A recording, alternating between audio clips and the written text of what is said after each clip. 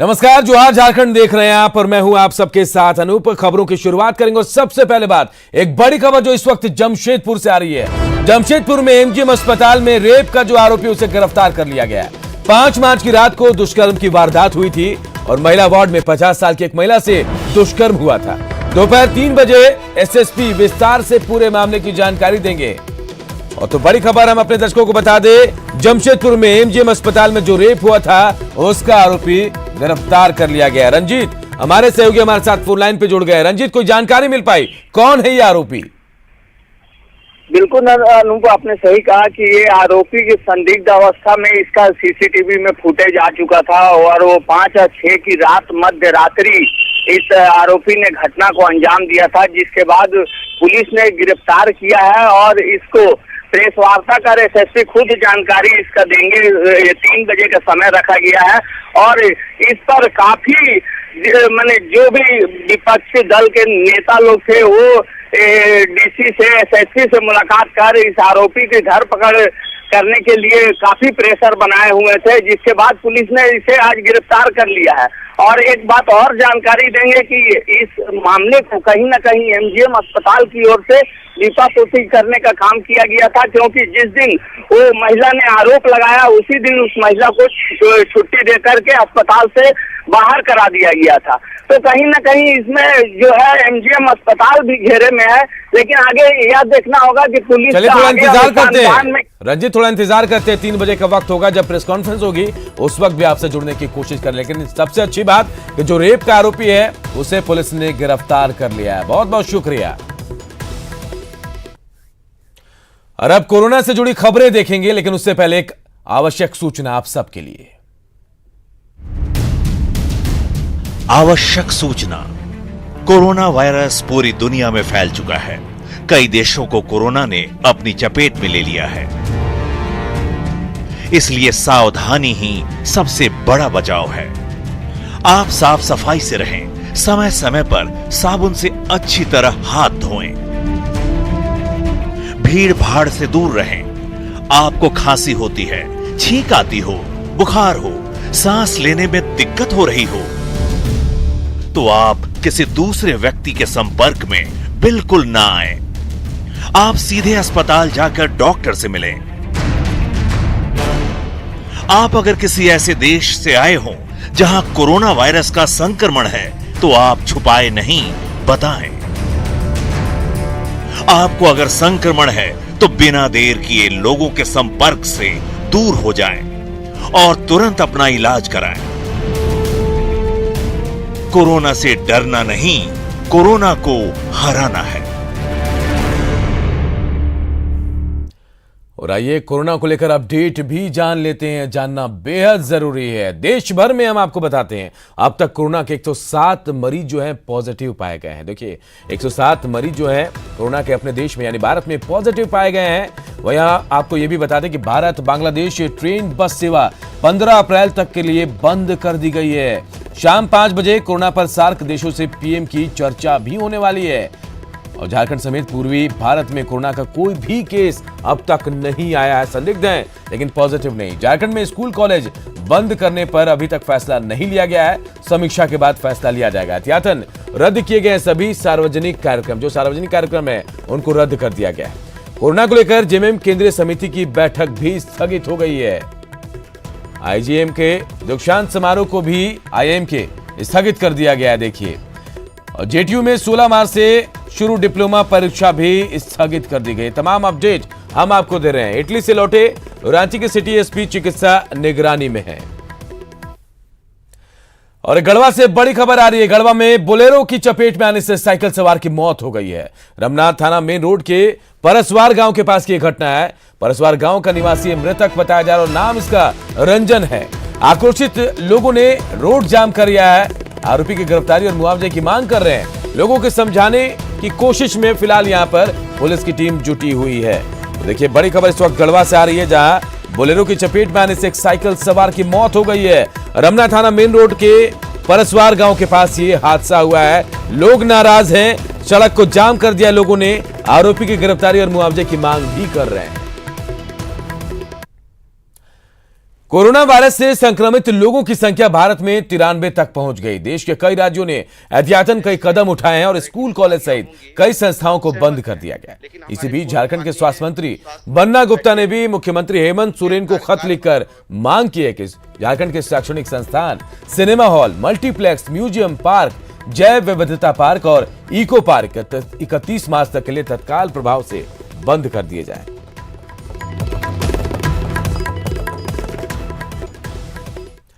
महामारी का रूप ले चुका कोरोना वायरस ने ओडिशा में खेल टूर्नामेंट को भी प्रभावित किया है। भुवनेश्वर में 14 मार्च से होने वाले फुटबॉल टूर्नामेंट को स्थगित कर दिया गया है। ओडिशा में अंडर 18 फुटबॉल टूर्नामेंट में भाग लेने के लिए झारखंड के खिलाड़ी गए थे, जो निराश होकर लौटे हैं। हटिया स्टेशन पहुंचे खिलाड़ियों से बातचीत की हमारे सहयोगी भुवन किशोर झा ने। महामारी का रूप ले चुका कोरोना वायरस के कारण से खेल जगत पर भी इसका प्रभाव पड़ा है। अब देख सकते हैं कि ये झारखंड के बच्चे हैं जो कि खेलने के लिए यहाँ से अंडर 18 भुवनेश्वर में जो टूर्नामेंट आयोजित था उसमें ये भाग लेने के लिए गए थे, लेकिन वहाँ पर टूर्नामेंट स्थगित होने के कारण से ये खाली हाथ लौटे हैं। हम सीधे इनसे जानते हैं कि आखिर भुवनेश्वर में क्या हुआ और क्यों नहीं मैच हुआ। और कोरोना के कारण हीरो एलीट लीग जो हमारे भुवनेश्वर में आयोजित था वो खेल नहीं हो पाया। उसको स्थगित करते हुए हम लोग सीधे रांची लौट आए हैं और अभी अपने अपने जगह पे जाएंगे मोराबादी स्टेडियम। ये बताइए, जो कितने गए थे प्लेयर यहाँ से? यहाँ से कुल 18 यानी 20 प्लेयर और 4 ऑफिशियल गए थे और सभी कोई वापस लौट गए हैं। भुवनेश्वर में ये खेल नहीं हो पाया, कितने दुखी हैं आप लोग? बहुत दुख है इस कारण के हम जो साइड से गए थे नहीं हो पाया, लेकिन पूरे देश में इस महामारी के कारण पूरे खेल को रोका गया है। इस कारण हमें भी वापस होना पड़ा। इसमें हम दुख तो है, लेकिन ये मौका फिर से मिलेगा जब हम इस वायरस से मुक्ति पा जाएंगे तब। ये बताइए, जो कब से कब तक होना था ये मैच? जो ये आपका हम लोग को लास्ट 22 मार्च तक होने का था। ये हम लोग का शुरू हुआ था 14 फरवरी में, तो आज से लेके अभी 31 मार्च तक स्थगित कर दिया गया है अगले आदेश तक। तो हमारी टीम है जो काफ़ी निचले स्तर का टीम है, जो अभी हम लोग 1 महीना में इसको टीम को तैयार करके इसमें अच्छा परफॉर्मेंस कर रहे हैं, लेकिन बोकारो जैसे टीम को और धनबाद जैसे टीम और उड़ीसा को हम लोग हरा चुके हैं और चाहते हैं कि अब अगला जो भी मैच हो हम उसको जीत पाए। जाहिर तौर पर इन खिलाड़ियों को निराशा हाथ लगी है और अब देखना होगा कि 31 मार्च तक जो मैच स्थगित किया गया है तो उसके बाद क्या कुछ प्रोग्राम निकलता है और उसके बाद ये टूर्नामेंट आयोजित की जाएगी। कैमरा पर्सन संजय सिंह के साथ भुवन किशोर झा, न्यूज़ 18 रांची।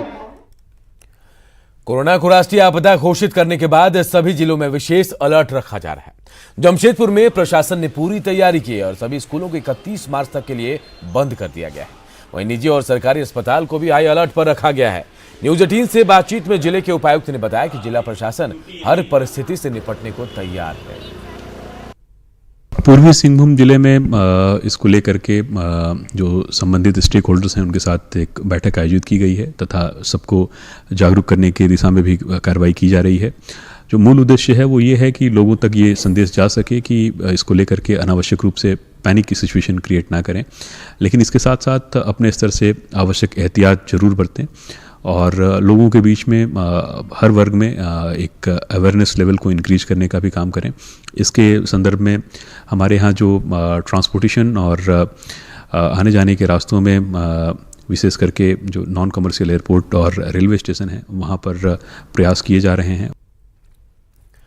बेमौसम बारिश और सड़क की खस्ताहाल लोगों के लिए परेशानी का सबब बन गई है। रांची के दीपाटोली में बारिश की वजह से सड़क पर जलजमाव से लोगों की परेशानी बढ़ गई। दीपाटोली में जलजमाव और लोगों की परेशानी का जायजा लिया हमारे सहयोगी ओम प्रकाश ने। बेमौसम बारिश और ऊपर से सड़क का खस्ता हाल राजधानी रांची में लोगों की परेशानी का सबब बना हुआ। हम दिखाना चाहेंगे कि राजधानी रांची में ये जो सड़क है यहाँ पर जल जमाव की वजह से लोगों को खासी परेशानी का सामना करना पड़ रहा है और लोग चाहे अनचाहे इस रास्ते पर आवाजाही को मजबूर है। हालांकि लोगों को इस परेशानी को लेकर निगम की तरफ से फिलहाल कोई व्यवस्था अभी नहीं की गई है। वहीं बताया जा रहा है कि जिस तरह से बारिश हो रही है उससे लगातार जो जनजीवन है वो भी प्रभावित हो रहा है। लोग जो हैं वो किसी न किसी तरह से परेशानी का सबब के शिकार हो रहे हैं और इस परेशानी में वो कहीं ना कहीं घिरते हुए नजर आ रहे हैं। आपको दिखाना चाहेंगे हम इन तस्वीरों के माध्यम से कि किस तरह से लोग यहाँ पर परेशान हैं और किस तरह से देख सकते हैं गाड़ियाँ जो आ रही हैं पूरी तरह से वो पानी से होकर आ रही हैं जो उन्हें परेशानी कर रही है। वहीं दूसरी तरफ ये जो कच्ची सड़क है वो भी लोगों के लिए परेशानी का सबब है। इस रास्ते से आप आ रहे थे, कितना दिक्कत हो रहा है? बरसात जब भी होती है बारिश यहाँ पे यही हाल हो जाता है हमेशा। और अभी देख रहे हैं कि ये रास्ते पर पूरा मतलब आते आते पूरा खराब हो गया है, काफ़ी दिक्कत होता है। ये नाली यहाँ पे होना चाहिए, सरकार से मैं यही मांग करता हूँ कि यहाँ पे प्रॉपर नाली ड्रेन का सिस्टम प्रॉपर बने। बरसात तो अलग चीज़ है, जाड़ा गर्मी हर समय यहाँ पर हमेशा कीचड़ रहता है, पानी रहता है और इधर घर में भी पानी डूबता है तो उसके बाद वो लोग पंप से भी छोड़ता है तो रोड में जाम हो जाता है। यहाँ पर बहुत मतलब स्थिति खराब है। बीमारी एक तो कोरोना वायरस से लोगों को भय ऐसे ही है और ये गंदगी के चलते हम लोग इधर आसपास नहीं रहते हैं और ज़्यादा परेशानी है। फिलहाल जो स्थिति बनी है वो कहीं न कहीं नारकीय है और इसे दुरुस्त करने की जरूरत है। कैमरामैन मनोज के साथ ओम प्रकाश, न्यूज़ 18 रांची। गुमला में किसानों ने जिन खेतों को सब्जी की खेती के लिए तैयार किया था उसमें भी बेमौसम बारिश से 2 फीट तक पानी जम गया है। ऐसे में वो मायूस दिख रहे हैं। जायजा लिया हमारे सहयोगी सुशील कुमार सिंह ने। इन नज़ारों को देखकर आप कभी भी ये गलतफहमी मत लगाइएगा कि हम बारिश के मौसम के दृश्य दिखा रहे हैं। हम दृश्य दिखा रहे हैं विगत 4 दिनों में जो बारिश हुई है उसके बाद। अब बारिश के बाद जो तस्वीर बनी है वो स्पष्ट देख सकते हैं कि गुमला के कई इलाकों में खेतों में इसी तरह की तस्वीर बन गई है। पूरा इलाका डूब चुका है, पूरा खेतों में पानी डूब चुका है और ऐसे में लोगों को काफ़ी परेशानी सता रही है कि आखिर में पानी जब यहाँ पर जमा हुआ है, जहाँ पर जिस तरह से गंदगी का माहौल बनेगा उससे कई बीमारियाँ भी हो सकती है। ऐसे में लोगों को स्पष्ट लग रहा है कि बेमौसम हुई बारिश ने जिस तरह से किसानों को तबाह किया है वहीं मानव जनजीवन पर भी पूरा इसका बुरा प्रभाव पड़ेगा। किसान इस खेतों को पहले इन्होंने तैयारी कर रखा था कि इसमें सब्जी की खेती करते, लेकिन जिस तरह से पानी कहाँ जमा हुआ है वैसे में किसानों को काफी परेशानी हो रही है। 2-3 दिन में बारिश मारे, सुबह से जो मारे उससे में से ज्यादा पानी डल गई है तो दिक्कत होगा इससे? तो दिक्कत है, ये है ना।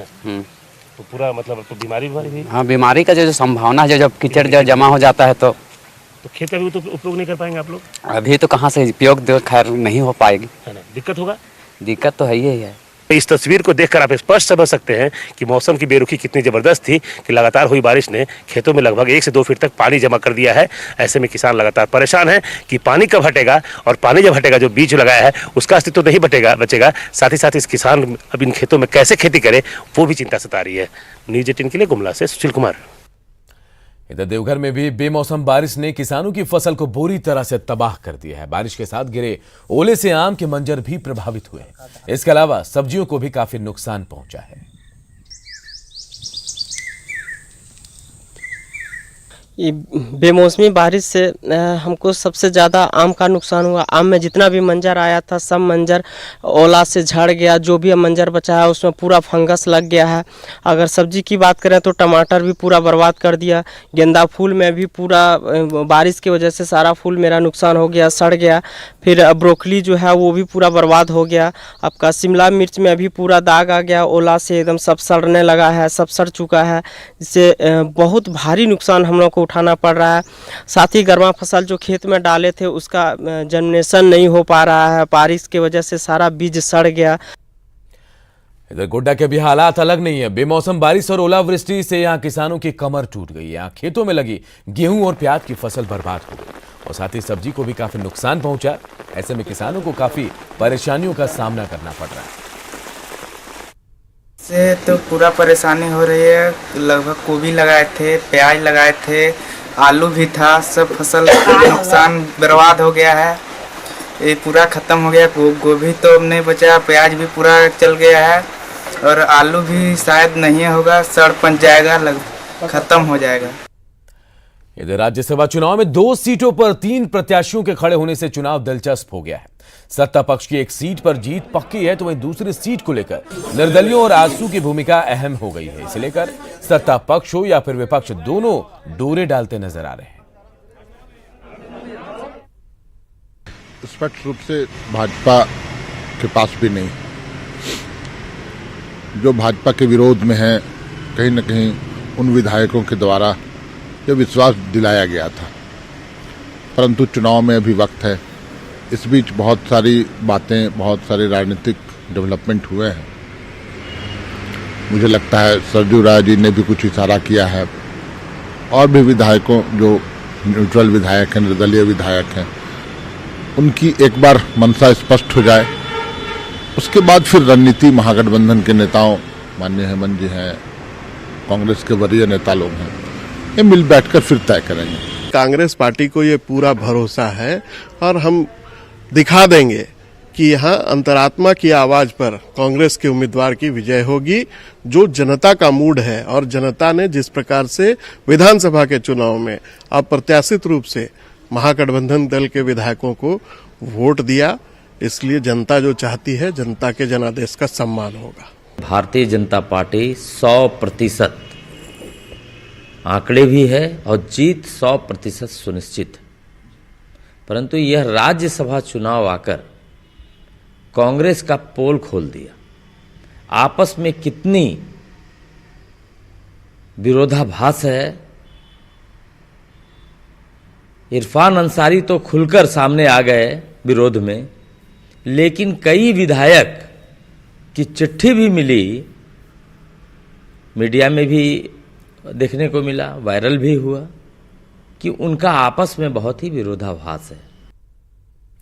और झारखंड में आज पुलिस एसोसिएशन का चुनाव हो रहा है। सुबह 8 बजे शुरू हुआ मतदान शाम 5 बजे तक चलेगा। शाम 6 बजे से वोटों की गिनती शुरू होगी। अध्यक्ष, उपाध्यक्ष, महामंत्री, सचिव, संगठन सचिव के लिए कुल 20 प्रत्याशी मैदान में है। रांची में पुलिस एसोसिएशन चुनाव का जायजा लिया हमारे सहयोगी ओम प्रकाश ने।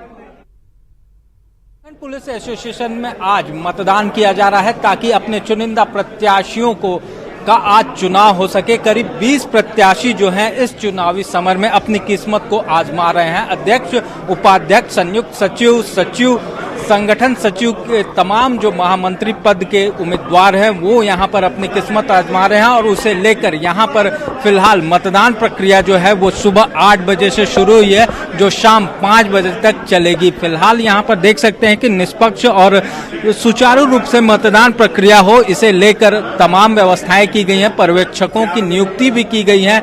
वहीं पर मतदान प्रक्रिया लगातार जो मतदाता हैं, जो पुलिसकर्मी है, वो यहाँ पर अपने मताधिकार का प्रयोग कर रहे हैं। हम उनसे ही जानने की कोशिश करते हैं, सर मतदान कितना आवश्यक होता है किसी भी संगठन को मजबूत करने के लिए? मतदान तो बहुत आवश्यक है, और अगर हम मतदान करेंगे तभी जाके हम अपने आप को संगठित रख पाएंगे, और हमारी बातों को सारे लोग तो एक साथ जाके कहीं पे अपनी बात को रख नहीं सकते हैं, तो हम अपना प्रतिनिधि चुन के भेजते हैं जो हमारी बातों को जाकर रख सकते हैं और हमारी मांगों को रखते हैं वरीय पदाधिकारी पर, इसलिए बहुत आवश्यक है। तो हम आपको दिखाना चाहेंगे यहाँ पर जो बैलेट बॉक्स हैं वो यहाँ पर बनाए गए हैं। करीब देख सकते हैं कि साफ तौर से कि यहाँ पर जो मतदाता हैं वो अपने मताधिकार को प्रयोग करते हुए इसी मत पेटी में अपने जो बैलेट हैं उसमें डाल 8 बजे सुबह से 5 बजे तक वोटिंग हो रहा है। अध्यक्ष पद में हमारे 5 कैंडिडेट हैं, महामंत्री में 3 कैंडिडेट हैं, उपाध्यक्ष में 4 कैंडिडेट हैं, संयुक्त सचिव में 6 कैंडिडेट और संगठन सचिव में 2 कैंडिडेट हैं। टोटल 20 प्रत्याशी हैं। इस 20 प्रत्याशी में से 7 प्रत्याशी का चुनाव होगा और ये काउंटिंग 6 बजे शाम में वोटिंग के उपरांत 6 बजे से चालू होगी, जो अंदाज है कि रात तक रिजल्ट आ जाएगी। नाइट तक चलेगी। यहाँ पर शांतिपूर्ण मतदान को लेकर तमाम जो कवायदें हैं वो यहाँ पर की गई हैं ताकि जो मतदाता हैं उन्हें किसी तरह की परेशानी ना हो और सभी शांतिपूर्ण माहौल में यहाँ पर अपने मताधिकार का प्रयोग कर सके। कैमरामैन मनोज के साथ ओम प्रकाश, न्यूज़ 18 रांची। पश्चिमी सिंहभूम में कई आयरन माइंस 31 मार्च के बाद बंद हो जाएंगे और इसे लेकर पूर्व सीएम मधु कोड़ा ने सरकार से तुरंत कोई रास्ता निकालने की मांग की है। मधु कोड़ा की माने तो माइंस बंद होने से हजारों लोगों के सामने भूखमरी की स्थिति हो जाएगी, क्योंकि हजारों ठेका मजदूर इन खदानों में काम करते हैं। आपको बता दें कि केंद्र सरकार ने एमएमडीआर संशोधन अधिनियम 2015 के तहत निजी कंपनियों के वैसे लौ अयस्क खदान जो केवल अयस्क का व्यापार करते हैं उन्हें मार्च 2020 तक के लिए अवधि विस्तार दिया था। इसकी अवधि 31 मार्च को खत्म हो रही और साथ ही सभी खदानों का लीज रद्द हो जाएगा। पर सारे लोग चिंतित हैं कि इसको किस रूप से पहले खुलवाया जाए। इस सरंडा क्षेत्र में खासकर सारे लोग परेशान हैं। मुख्य जीवन जीने का आधार यहाँ के खदान है। खदान अगर चलती है तो रोजगार मिलेगा, अगर नहीं चलती है तो लोग बेरोजगार हो जाएंगे। यहाँ कोई दूसरी कोई साधन नहीं है। तो एक प्रयास हम लोग की तरफ से रहेगा सरकार को भी कि तुरंत इसकी कार्रवाई करनी चाहिए, केंद्र सरकार को भी करनी चाहिए और राज्य सरकार को भी, दोनों को मिल के करनी चाहिए।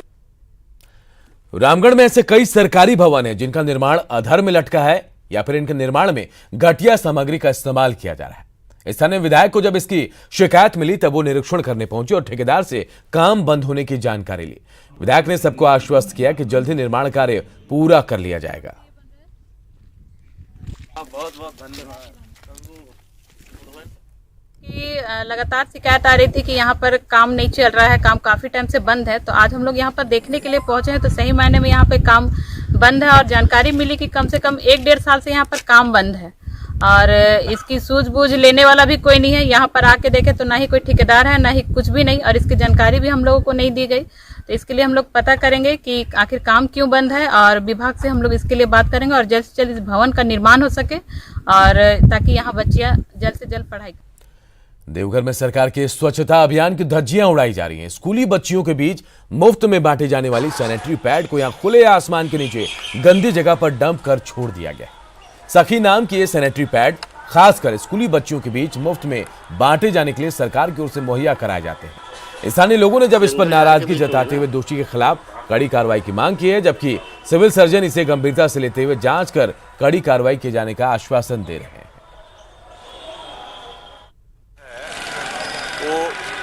बच्चियों के लिए जो है स्वास्थ्य के लिए, बच्चियों के स्वास्थ्य के लिए जो यूज़ किया जाता है उसको तो सबसे पहले जो उसका स्टॉक होना चाहिए वो अच्छे जगह पर होना चाहिए ताकि इन्फेक्शन ना फैले। जब उस मटेरियल को ही माने इन्फेक्टेड जगह पर रखा जाएगा तो स्वास्थ्य के साथ खिलवाड़ी होगा। इसका उच्च स्तरीय जांच का मांग करते हैं। ये बहुत ही घोर लापरवाही है। जो भी इसके लिए दोषी है उनको सजा मिलना चाहिए। बचने के लिए दिया जाएगा और बुराई पैदा कर देगा लोग, लड़कियों में या कोई भी औरतों में।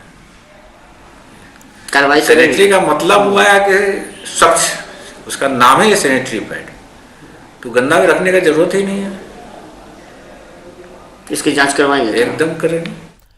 लोहनगरी जमशेदपुर 100 साल का हो गया और इस मौके पर बिष्टुपुर से दुराबजी टाटा पार्क जल्द ही शहरवासियों को तोहफे के रूप में मिलने वाला है। पार्क की साज सज्जा का काम अंतिम चरण में है और बहुत ही जल्द लोग इसका लुत्फ भी उठा पाएंगे। जमशेदपुर के बिष्टुपुर स्थित निक्को जुगली पार्क में है, जहां का नज़ारा हम आपको दिखाना चाहेंगे। ये जो हमारे सामने बना हुआ है ये जंगल जिम बना हुआ है, जहां जानवरों को यहां दिखाया गया है और साथ ही यहां जो लोग घूमने आते हैं और जो बच्चे हैं चाहे बड़े हो, वो अपना इस जो जानवर यहाँ रखे गए हैं जिनके साथ अपना सेल्फी लेते हैं और साथ ही इसे अपने यादगार में रखते हैं। हम आपको और भी नज़ारा दिखाएंगे कि जंगल में जैसे हाथी है और वह यहाँ तक कि बनमानुस जो हैं उन्हें भी दर्शाया गया है, बंदर दिखाया गया है। जंगल जिम क्या थीम है, जो यहाँ के मैनेजर इनसे बात करते हैं कि क्या थीम है जंगल जिम को आप लोगों ने लाया यहाँ। जो एनिमल सब है उसको दिखाया इसमें, जैसे अब एलिफेंट है, टाइगर है, राइनोसोरस है, डायनासोर है। बच्चे लोग काफ़ी पसंद कर रहे हैं और बच्चे लोग इसमें सेल्फी भी अपना ले रहे हैं और हम लोग चाहते हैं कि बच्चे लोग इसको देखें। तो सही कहा आपने कि हम एक बार और आपको नज़ारा दिखाने का प्रयास करेंगे। इस तरफ आप देख सकते हैं कि इस तरह से एलिफेंट वगैरह सब है यहाँ पर, और उसके बाद यहाँ जो बनमानुस होते थे पहले ज़माने में किस तरह के होते थे वो भी दर्शाया गया है और यहाँ जो बच्चे आते हैं वो इनके साथ सेल्फी लेना नहीं भूलते हैं। न्यूज़ 18 के लिए जमशेदपुर से रंजीत कुमार ओझा। और इस बुलेटिन में फिलहाल इतना ही। आगे देखिए खबर दोपहर।